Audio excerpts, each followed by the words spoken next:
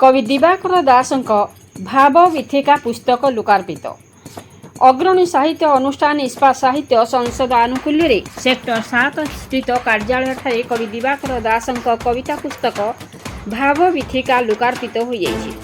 साहित्य संसदर सभापति नृसिंह चरण विश्वाल सभापतित्व अनुष्ठित होई कार्यक्रम में शिक्षाविद प्रशांत कुमार पति मुख्य अतिथि भाव एवं कवि तारिणी चरण साहू मुख्य वक्ता भाव योगदान करथिले। कवि विजयिनी जेना मंच परिचालन अनुष्ठित उन्मोचन सभा कवि मंजुला कुमारी रथ सम्मानित वक्ता भाव एवं कवि उपेन्द्र बस्तिया सम्मानित अतिथि भाव मंचासीन थिले। सर्वप्रथमे अतिथि मानक द्वारा प्रदीप प्रज्वलन पूर्वक प्रभु श्री जगन्नाथ प्रतिमूर्ति रे माल्यार्पण करा जाय कार्यक्रम शुभारंभ करा जायथिला।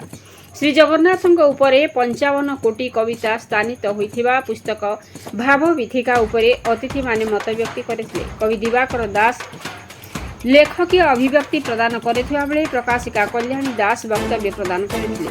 द्वितीय पर्याय कवि अभिराम प्रधान सभापतित्व एवं कवि सुमित्रा मिश्र एवं ममता जेना संयोजन लोकार्पित पुस्तक कविता पाठ कार्यक्रम अनुष्ठित होता।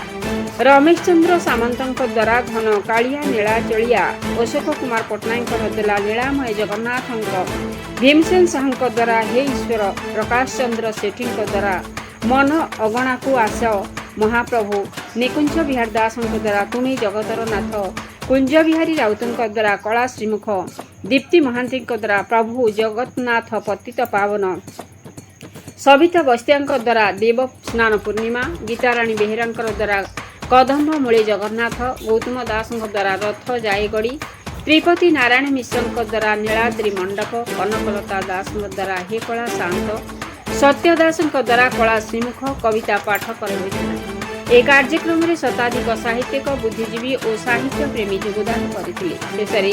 प्रकाशिका कल्याणी दास धन्यवाद अर्पण करते। राउरकेला कुंज बिहारी राउत रिपोर्ट मसीहा न्यूज।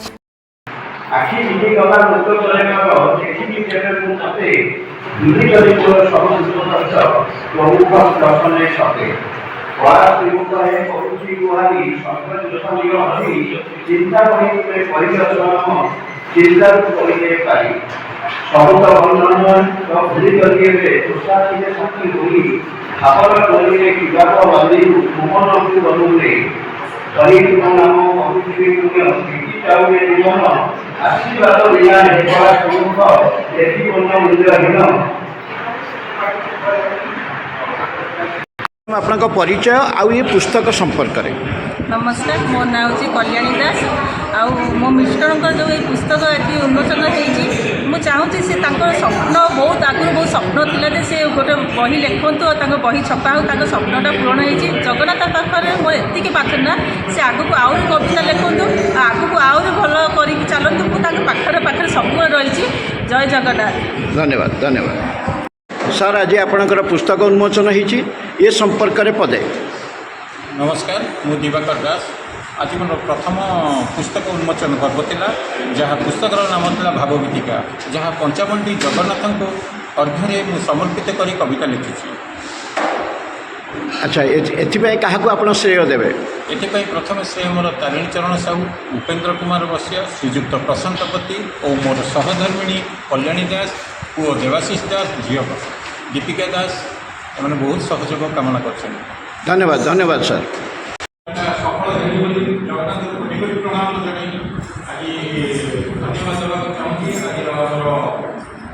मुख्य सभापति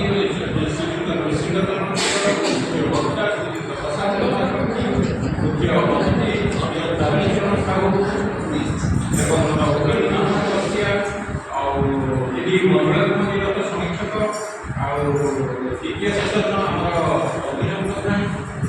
ममता जेना मैडम सुमित्रा मिश्र मैडम समस्त धन्यवाद मोर आज कार्यक्रम संपादन महोदय विजय जेना बहुत बहुत धन्यवाद। आरंभ शेष पर्यटन जगन्नाथ आरंभ कर सविता बस्तिया दास त्रिपति नारायण मिश्र जयचंद्र महापात्र कुंज बिहारी राउत प्रकाश कुमार सेठी